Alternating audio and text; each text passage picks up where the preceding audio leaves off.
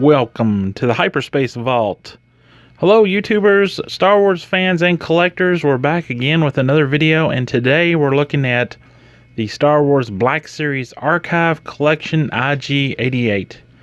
Now first off, I just want to say that these have been really hard to find. We've only found two of the four of the first wave. A couple weeks ago we did Bosk, and we found him at Walmart. And recently we found IG-88 at Target. And that was the only other figure they had. So yeah, we have not even seen Luke or Boba Fett in the stores yet. Yeah, the other figure that we saw at Target was Bosk, and like Dave said, we already have Bosk. We did a video on him a few weeks ago. Yeah, I've been really disappointed because it's kind of, I think it's even worse than the 40th anniversary collection trying to find these figures. Yeah. They're just not there, and then when I guess stores get a shipment in, they're gone. You know, you're lucky to see them on the pegs. Okay, let's get into this figure. Here is the archive packaging. Looks really cool. Yeah, it has a nice grayscale image on it. I really like this packaging. It really shows off the figures well, and the artwork on them and stuff. Yeah, I like the fact that they used a card. That's really cool. And then on the back you have a big grayscale image, and then you have the image of the original release figure, which looks really cool, and it gives you the date. 2015 is when IG-88 was originally released as a Black Series 6-inch figure. And then there's a small description about IG-88 on the back. Alex, do you want to read that? Yes. IG-88, a battered war droid who has become a bounty hunter. IG-88 answers Darth Vader's call to capture the Millennium Falcon after the Battle of Hoth. All right, really cool. Okay, we're going to open him up from the blister pack, and we're going to do it like we did the others. We're just going to slice open the side of the blister bubble here at the card, and that will kind of preserve the card a little bit. So we just take a hobby knife, and you just kind of slice the... Yeah, really easy. I think IG-88 was the figure in the Archive series I was most, I was most unexcited about. I think the one that I was most excited about was probably Luke Skywalker in his X-Wing pilot outfit, and that's because the 40th anniversary version was a Comic-Con exclusive, and they have it at the South Louisville Antique and Toy Mall for $300, and you could just get the same exact one, except with a better head sculpt, for like $20. So that's why I was most excited about the Luke Skywalker. Okay, we got him out of the bubble. Yeah, some of these original Black Series figures that were released early on are going for insane prices, you know, on the secondary market. So I'm super happy that they're doing this archive line and releasing some of these original figures, you know, and then also improving them from the original figures. Okay, we've got him free of the blister pack, and first impressions are this figure is really cool. Lots of details on the robot droid body, I guess. A lot of metal, you know, and wires and tubes and stuff. So looks really cool. Articulation is pretty decent for this figure, considering you'd think that it wouldn't have much, you know, articulation with, but there is, you know, pretty much all the standard Black Series joints in this figure. So they did a really good job with this figure. One addition or one change in this figure, which I don't think the original figure had, was there's like some overspray of goldish looking paint on this figure, and I don't think the original Black Series figure had that.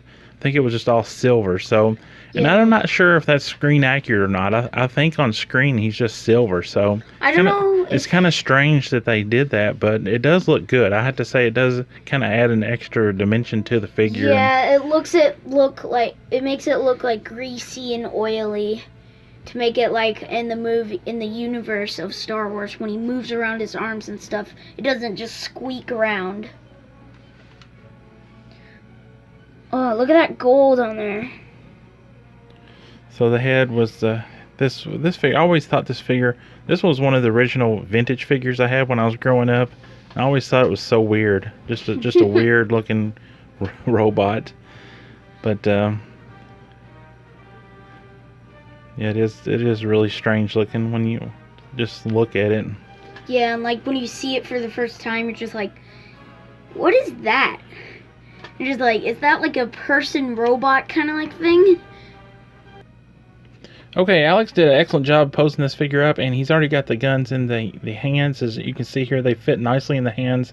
And also I wanted to highlight this E11 blaster. This looks like, or this is a new mold for this gun. Yeah. And it's a lot better detailed than the older ones that came with stormtroopers and different characters in the Black Series before. So this E11 is a lot. I don't know if the camera is actually going to be picking up on it, but it is a lot more detailed and a lot cleaner mold on this gun. So that's really good. And the other blaster he comes with is this rifle. It's like a pulse cannon. Yeah, it looks kind of like a pulse cannon. It is a little smaller though, so. Yeah, it is a new mold. And the other hand fits that gun well too, as you can see here. It just kind of, his hands are kind of like these little clamp looking things. Yeah, and they fit right in there really well. There's actually like pegs that you have to put the guns into. Like on his arm, on the wrist, there's like pegs, and then on the gun there's like holes that you have to put those pegs into. So then yeah, right here there's a peg, and then each gun has a hole, so they just pop right in there, and that kind of helps hold those in there really well. And I think that they made the new mold to put the hole in because the old molds didn't have the hole, even though they could have just drilled in a little hole there for the peg. And then the third accessory is this meat cleaver looking knife thing. It's like a blade. So it looks really cool too, and it fits on his little back of his bandolier thing axe. Here. So looks like an axe. You can see there, this thing is pretty good detailed. It's got some buckles on it, and some buckles and buttons and stuff. And then there's two round ninja stars looking things. Yeah, I'm not sure exactly what those are. If there's some kind of grenades. Yeah, some kind of grenades, maybe charges. Thermal detonators or something. I don't know. And then you can take this rifle off, and it'll fit in the backpack part of this bandolier thing. Yeah. So that's really nice. Really nice accessories. They did a really good job. Now I'm going to show you a little bit of the articulation. Now the head itself does not turn up here, or if it does, oh yeah, it does too. It's just really stuck. Okay, so you got the head that turns here, then you got a mid torso up and down, and you got this big wheel like in there that does that. Yeah, like then a chest. Then you have a mid torso twist, and then on the arms you have an elbow joint which is covered with these rubber, kind of like rubber, yeah, things that kind of, and it looks really cool. Yeah. Because you can open and close that. And when you feel elbow. it, it's like really soft. It feels like foam. So the arms come all the way up and around, and then you got arm extended out. So this is really nice, and also it twists. You Same can twist with the it. other arm. Yeah, both of them are the same, so that works really well. Then you down below on your legs, you do have thigh twist, and the knees do work well. And the knees are hindered a little bit with these cables or conduits or something that are coming down through here. Like wires. So especially this one. This one has two, so you can't do it that much. Yeah, that's just. Which you can't really pose IG-88 in a running pose. Yeah, he doesn't really. I don't see IG-88 moving real fast. And then he has these big iron-looking block things for feet. So they look like mouse droids. They go up and down, and then they twist at the ankle. Mouse droids are R2-D2's feet. So as you can see, He can do the splits. pretty good articulation considering, you know, how you just looking at it, you think, well, that figure doesn't move that much, but actually it does very well. So really cool. There's actually some complaints of some people saying that the legs were like, this was only some people, but most people didn't get this, but some of the people's copies, the legs were like really flimsy. Remember some people saying that? Yeah, there were some reviews that said that the legs were real. Ours are really strong, really feel really good. The joints are tight. I don't see any. I mean, that is pretty solid, especially the upper leg is pretty solid. So it's pretty good on this our figure. Yeah, you can stand it up well, but with flimsy legs, it would just flims down. Okay, real quick, just going to show you close up of the new gun versus the standard equipment that comes with Black Series figures on this E11 blaster. This is the new one up here, the new mold, and this is the old mold. So you can see the new one is a lot better improved, a lot more details. So yeah, it looks really good. Alex, what do you think? So yeah, there's a lot of improvements on the IG-88 version.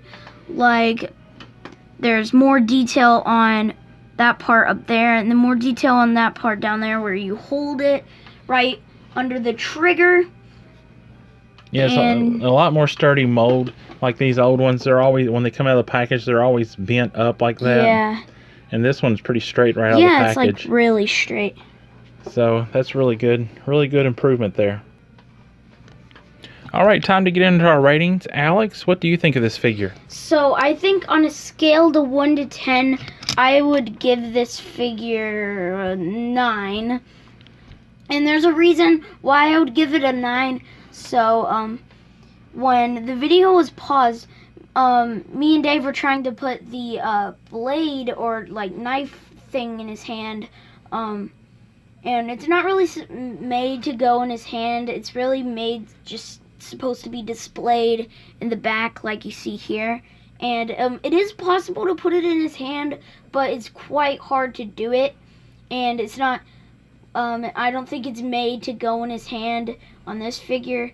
So that's why I give it a 9 instead of a 10, just because of that letdown, that you can't put the blade in his hand. That's just really disappointing.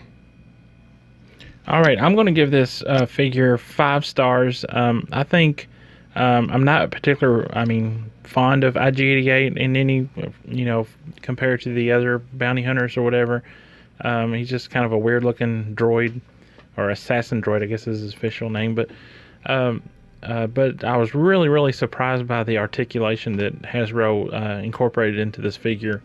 I think they could have just made a standard, gave this figure limited articulation, and they went above and beyond and gave this figure some really good articulation, even though it's hindered in some areas by cables and conduits or wires or whatever.